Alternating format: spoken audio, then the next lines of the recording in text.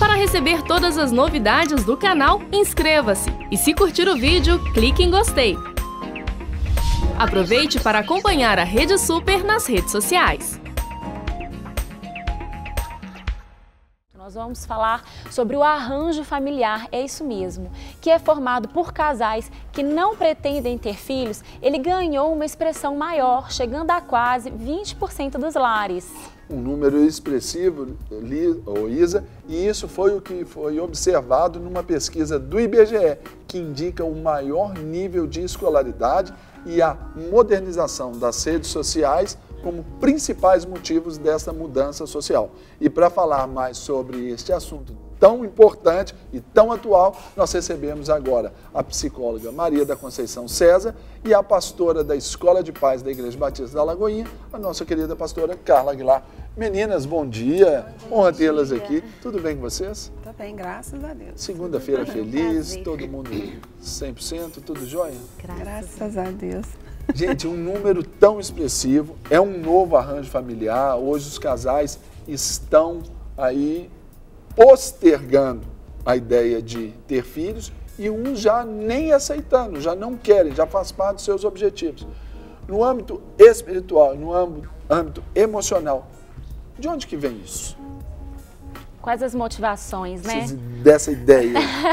É o seguinte, os atendimentos que eu faço em consultório, os casais hoje em dia indicam o seguinte: a primeira postergação vai até do próprio casamento, né? O tempo de se casar. Já se casam mais velhos, Já se casam, né? mais velhos. Existem muitos casais casando hoje após 30 anos, 35 anos, e isso até vai dificultando ou reafirmando essa ideia de não gerar filhos, não necessariamente ser pai e mãe, porque tem muitos casais que não geram, mas escolhem adotar depois, né?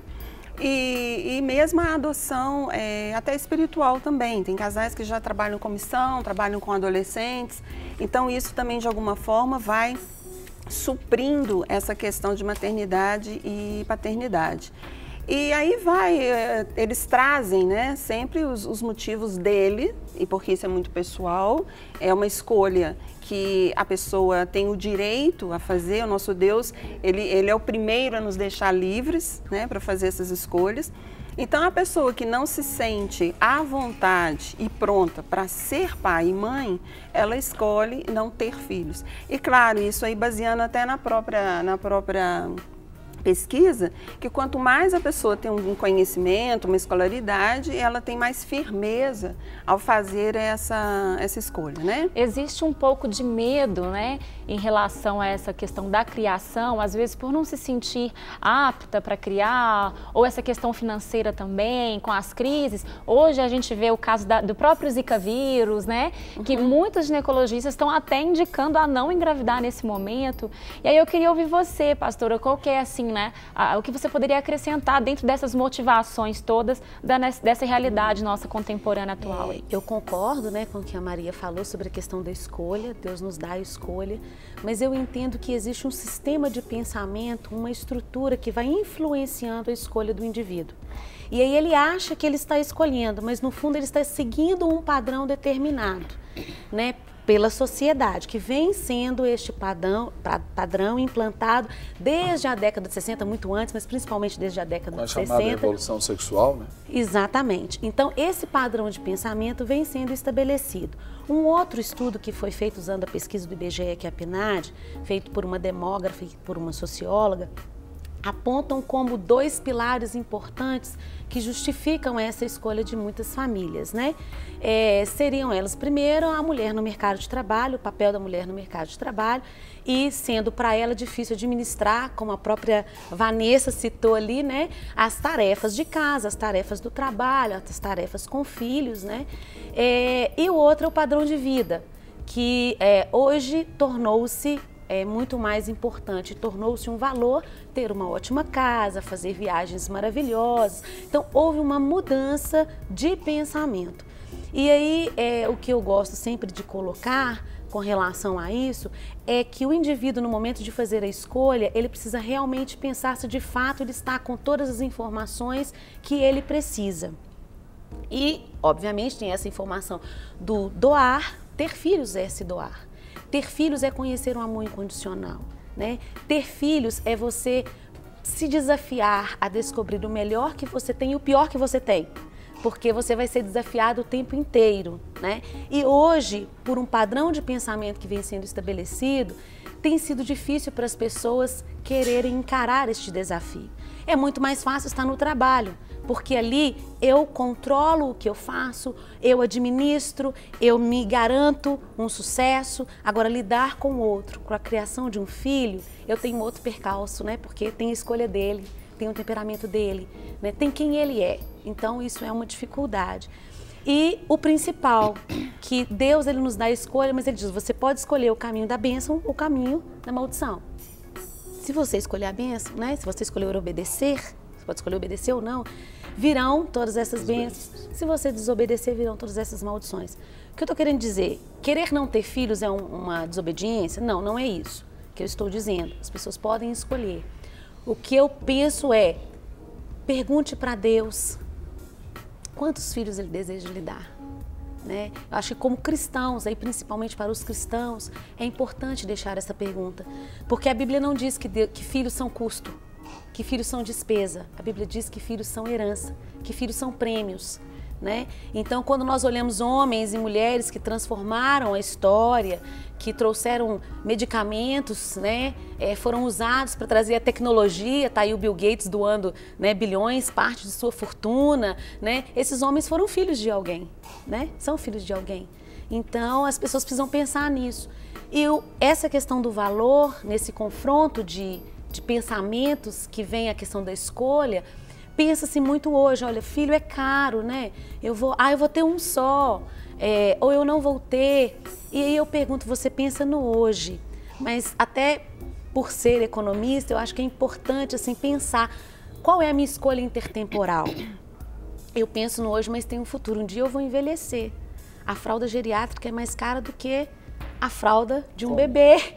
Então, quem vai te bancar? Eu vou fazer uma ótima previdência e vou estar ali. Quem vai te dar aquele carinho que você precisa, né? Que você não pode pagar, você não pode comprar, né? Então, assim, eu acho que essa questão é uma escolha, mas que as pessoas precisam de fato avaliar se elas estão com todas as informações ou se elas estão sendo levadas por uma estrutura de pensamento. Aí eu vou perguntar para vocês, aí já pegando esse gancho da sua, você disse que filhos não representam custos, embora tenhamos custos com isso. Mas se a gente for olhar sobre aquilo que é a dádiva, o favor de Deus para nós, Deus já nos leva a vê-los como herança sua. Se a gente vai receber uma herança de Deus, certamente não é nada ruim, não é verdade? Hoje, então, tirando esse pensamento tão egoísta, tão hedonista às vezes, projetando para um futuro, Maria e Carla, o que há de ser da nossa sociedade com esse novo arranjo? Não teremos mais filhos, a população envelhecendo, os casais com menos filhos, força motriz daqui a algum tempo, aí, essa força de trabalho, essa força bruta, daqui a algum tempo vai ser escassa. O que isso vai representar em nível social e em nível familiar? Serginho, eu estava até comentando com a Isa, eu não consigo visualizar e projetar dentro de uma cultura brasileira essa questão de diminuição de filhos, de ter filhos, porque nós temos uma camada social bem maior, né, de média para baixo, que não tem essa consciência e essa tão intelectualizada ideia de que não vou ter filhos ou só vou ter um. Né? A nossa cultura hoje e social hoje nós vemos exatamente o contrário. Ainda existem famílias de baixa renda tendo 5, 6, 10 filhos. Eu não vejo o nosso país, né, o Brasil, tendo essa baixa de filhos, não. Eu não consigo visualizar isso, não. Mas pelo hoje, contrário. até por números, já é algo representativo. Até porque Não, já se nas preocupam classes com a maiores. Não, na de uma forma verdade, geral. a taxa média de fecundidade na década de 60, que é o número de filhos por mulher, era de 6 filhos por mulher. Hoje, 2014, é 1,7, ou seja, isso é uma realidade brasileira. E segundo projeções feitas pelos demógrafos, na segunda metade deste século XXI, a população brasileira irá encolher. Então, isso são dados, né? São E estatísticas. até por isso que hoje se vem até a preocupação, até no nível econômico e político, sobre a questão da Previdência Social, porque isso pode vir a quebrar um governo futuro. Né? Quando eu vejo as nossas creches e as nossas crianças para adoção, quando eu vejo, né, pode até ser dados, mas quando eu vejo o sofrimento de tantas crianças, não é isso que eu percebo. Mas aí se estabelece Estamos duas numa classes. transição, porque na verdade, Maria, hoje é o presente. E nós estamos num processo chamado de transição demográfica.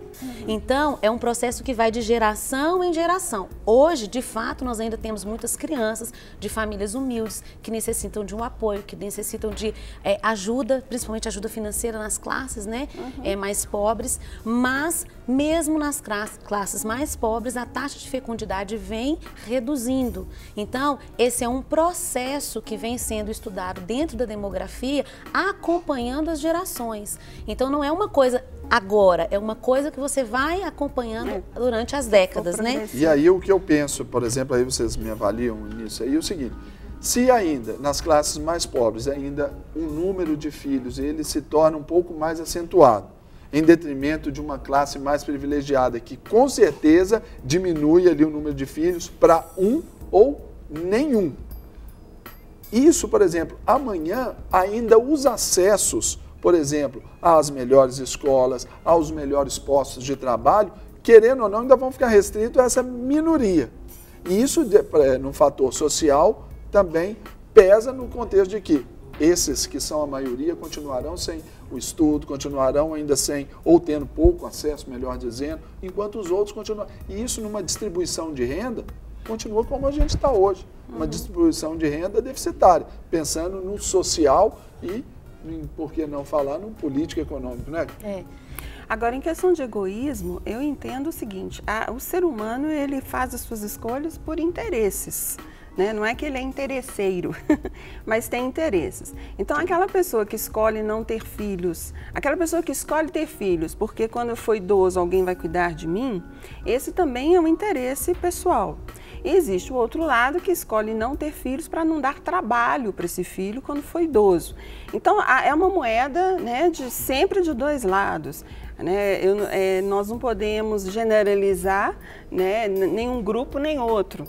Né, são escolhas. E mesmo para nós que somos cristãos, eu tenho 2 filhas, né, e amo e quis ter e ser mãe, quer dizer, para nós que somos cristãos, que entendemos que filhos são herança, né, e herança do Senhor, e é para bênção sempre, existem os casais que não têm essa concepção, não acreditam nisso, né? E só vem mesmo o lado da demanda e de sacrifícios e de renúncia, e a partir daí eles fazem, né, essas escolhas. Né? Você chegou até a comentar. E outra, não garante, né? Por exemplo, ter filhos eu vou ser feliz, isso não é garantia. Ter filhos significa que vai cuidar de mim quando eu estiver idosa.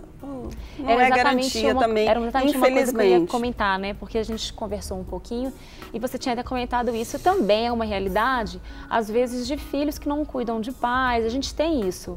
Eu acho que até, assim, essas consequências aí, pós o ter o filho, são inúmeras, né? Eu acho que o que a gente pode pensar na realidade, enquanto a gente estava conversando sobre isso, eu estava aqui refletindo, é que você ter um filho, na verdade, é você fazer um discípulo.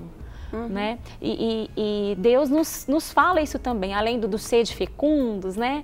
Lá no Antigo Testamento, ele fala também sobre essa coisa do fazer discípulo. E você ter um filho é você criar alguém aí para a sociedade também, para que faça o bem. Infelizmente, a gente sabe também que muitos, né, tem os que são Bill Gates e tudo, mas tem aqueles também que, infelizmente... Tudo tem dois lados. Agora, o que chama a atenção, né, Serginho, aqui, é essa questão mesmo da motivação. É o porquê você não quer, né? Porque é o que você falou, tudo tem os seus interesses, mas o porquê que eu não quero? Eu não quero porque eu tenho medo, eu não quero, né? E essa questão de você entender o que Deus tem para você, ela é muito preciosa. Quando a gente vê, por exemplo, o caso de João Batista, que nasceu numa velhice de uma mulher que era estéril, mas ele tinha um propósito para cumprir em terra. Então, entender filhos também como um propósito para cumprir em terra. E essa preocupação que o Serginho trouxe, de a longo prazo, o que isso vai trazer para a sociedade? Por exemplo, a gente também tem os dois lados. Na China, a gente sabe que tem políticas de controlar, então é um filho só. Está acabando também. Estão revertendo pela preocupação. Exatamente, porque na própria Europa, algumas etnias aí já têm, né, sumido. Problemas. E aí eu fiquei com aquela questão dos muçulmanos. Nós somos uma rede de televisão cristã, né? Temos os nossos princípios e a gente sabe que existe aí o povo muçulmano, que eles entendem essa questão de fazer discípulos e tem aí 7, 8 filhos também como uma forma dessa compreensão religiosa e cristã. E aí eu queria trazer esse assunto em debate aqui, né, para a gente conversar um pouquinho também dentro dessa perspectiva cristã, filhos dentro da perspectiva cristã. Isa, é muito interessante que a Bíblia diz, né, que nós não devemos nos conformar com este século, mas devemos transformar a nossa mente pela palavra de Deus. Então, trabalhando, eu ministrei há alguns anos na escola de noivos para os casais, né, que estavam ali sonhando com o casamento, e fazendo esse confronto com essa estrutura de pensamento. Por que eu digo que é uma estrutura de pensamento? Porque muitas pessoas, de repente, é como se elas falassem, gente, os meus olhos se abriram para algo que eu não tinha visto. Então, por isso essa pergunta, né? Você pensa isso mesmo, você está sendo influenciado a pensar. Então, avalie-se, pergunte para Deus como Ele quer te usar. No Pais Grávidos, que é também um curso onde nós ministramos na Escola de Pais, eu faço a mesma coisa, porque como você disse da motivação e do entendimento, né, no coração, o que é ter filhos? O que um filho representa? Um filho é um diamante, que o pai e a mãe estão ali como um lapidador para transformá-lo num brilhante, para que ele possa resplandecer a glória de Deus. Então, quando os pais entendem essa questão, ou mesmo aqueles que ainda não se casaram, você observa que há uma estrutura de pensamento que cai. Então, ao falar isso, eu estou dizendo com o que eu tenho trabalhado todos os dias na academia, né, como professora, como pesquisadora, na igreja, quando pego, né, esses grupos. Então, eu vejo que é isso, é entender. E quando você entende o plano de Deus em ter um filho, você fala assim, Senhor, olha, eu não tinha pensado sobre tudo isso. E aí você começa a entender que ter filho é você se doar e fazer dele um discípulo. E como você falou, de fato, só falar que você vai ter filho não é garantir que ele vai cuidar de você. Mas aquilo que você semeia, você vai colher. Lança o seu pão sobre as águas e depois de muito tempo o acharás. Então a pergunta que eu coloco é isso. É como você vai educar, como você vai moldar, como você vai ensinar, é o que você vai colher. Então, obviamente, se você criar, eu vou ter filhos, mas eu vou ser com eles uma pessoa ríspida. Eu não vou me doar a eles de olhar nos olhos, de conversar, de brincar com eles, de estabelecer um relacionamento. Como que eu vou ter isso, vou colher isso no futuro, né? Então, quando eu falo dessa concepção, ela é uma concepção completa. Como a palavra de Deus traz como filhos como uma concepção completa, né? Então, é pensar de fazer discípulos. Isso, obviamente, significa ter que abrir mão de algumas coisas. Significa, sim, ter que se doar. Jesus teve que abrir mão de muitas coisas, né? Então, é entender propósito. Eu vejo filhos como entender propósito e buscar de Deus qual é o propósito dele para a sua vida. Que não é só aqui. Hoje tem sido feita uma troca. Eu troco as coisas que são eternas pelas que são temporais. Esse é um grande ponto. Então, casamento, marido não me traz paz, não me traz felicidade, separa. Entende? Então, eu, às vezes, estou trocando um valor que é eterno por um valor que é temporal. Óbvio que tem várias situações, tá, gente? Eu estou falando isso aqui, estou tratando na média. Eu entendo que tem situações, às vezes, de relacionamentos que precisam de uma intervenção, como eu entendo que existem situações de mulheres e homens que também não podem ter filhos, que têm o sonho de ter, né? Eu entendo tudo isso. Eu estou tratando no que seria uma concepção média dentro da sociedade. Agora, quando a gente ouve você falar sobre isso, a Maria também, a gente vê também que há uma relação aí de causa e efeito. Muitos hoje que serão os pais, que estão se casando hoje, que estão projetando-se agora para uma vida adulta, eles vieram já de consequências assim, de pais que não dedicaram seus tempos, de pais que às vezes os abandonaram, pais que às vezes maltrataram em detrimento dessa condição do ter. Então essa pessoa é criada nela essa mentalidade de também, na sua escolha, num fator de opção aí na sua escolha, de olha, eu não quero gerar o que foi gerado em mim. Exatamente. É uma questão de um processo traumático aí na pessoa, nesse indivíduo. E olhando então para frente, ele passa também não ter essas respostas, até aqui a gente tem a Bíblia como nosso livro de regra e prática, e não tem essas respostas completas, como você falou no início, para poder fazer a sua escolha. Isso também é um fator causal para esses números aí, igual aqui foi dito, 20% já como um arranjo familiar. Agora, essas questões, elas são trazidas em consultório, Serginho, são cuidadas, né? Sim. De novo, a questão da motivação e do porquê. A primeira pergunta a ser respondida é exatamente essa: por que que eu não quero? E quando nós verificamos que são traumas, né? Que são medos, que são ansiedades, né? Não, porque lá eu não vou dar conta, é trazido para o presente dessa pessoa, e não o passado. Nós vamos tratar as feridas, né? E o presente que ainda não existe, então nós temos que tratar o presente. Então hoje, né? Por que você não quer? Quando essa resposta ela se torna simples, eu não quero, ponto, fica mais tranquilo. Agora, quando vem carregada de que porque meu pai me tratou mal, minha mãe me abandonou, eu tenho medo de ser pai, de ser mãe, eu não tenho dinheiro, o mundo está violento, eu quero fazer viagens, né? Eu não quero me prender, aí isso é trabalhado.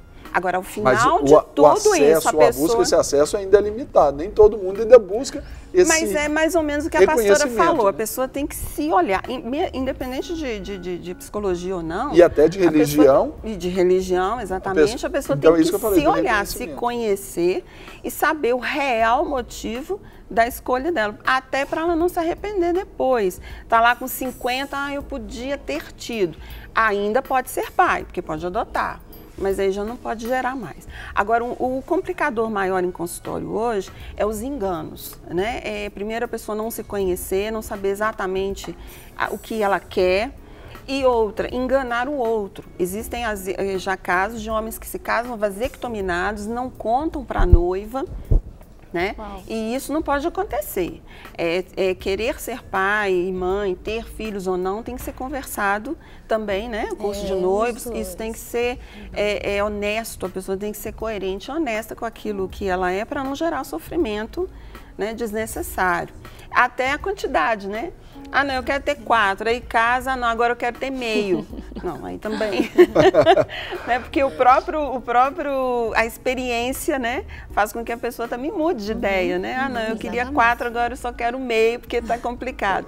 Mas mas isso tudo conversado também entre o casal para não gerar, né, sofrimento. É os benefícios do acordo. Para receber todas as novidades do canal, inscreva-se e, se curtir o vídeo, clique em gostei. Aproveite para acompanhar a Rede Super nas redes sociais.